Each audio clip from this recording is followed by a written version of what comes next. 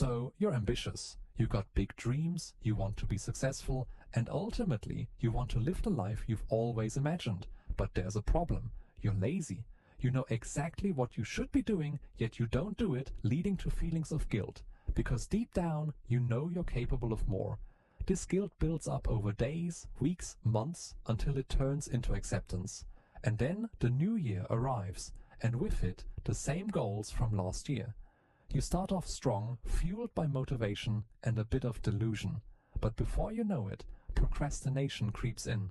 Like that one relative who always shows up uninvited, your lingering procrastination turns into a daily cycle of laziness.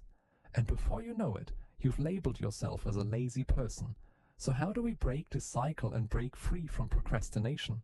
Well, there are many videos on the internet, but the majority of them only address the symptoms, like deleting social media or removing distractions. While these may help in the short term, they fail to address the real issue, the root cause behind procrastination, which can be summed up in one word: inertia. In physics, inertia is the tendency for objects at rest to stay at rest, and objects in motion to stay in motion unless acted upon by an external force.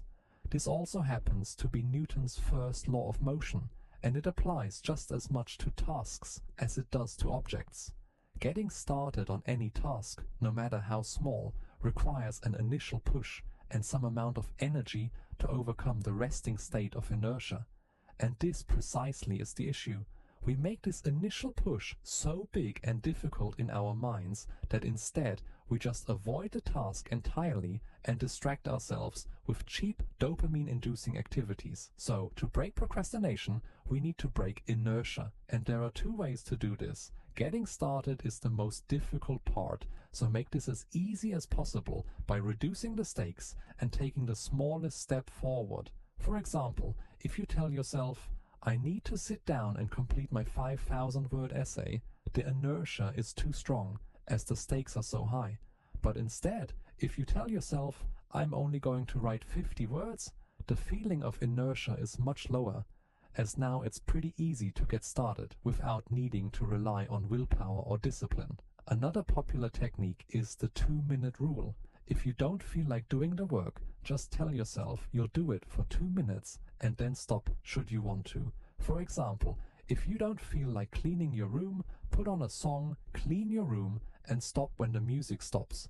The best part is, usually you'll continue longer than 2 minutes, or you'll end up writing more than 50 words. And this is because objects in motion stay in motion, meaning once we get started, we start gaining momentum, and this momentum keeps us going for longer. Initially, it's like pushing a ball uphill, but once we pass the point of inertia, it's downhill from there. And that's why it's important that the initial push is small and easy. In other words, reduce the stakes and start with just 2 minutes.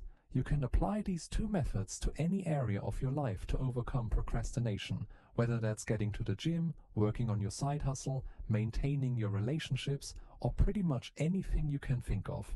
As Martin Luther King once said, you don't have to see the whole staircase, just take the first step.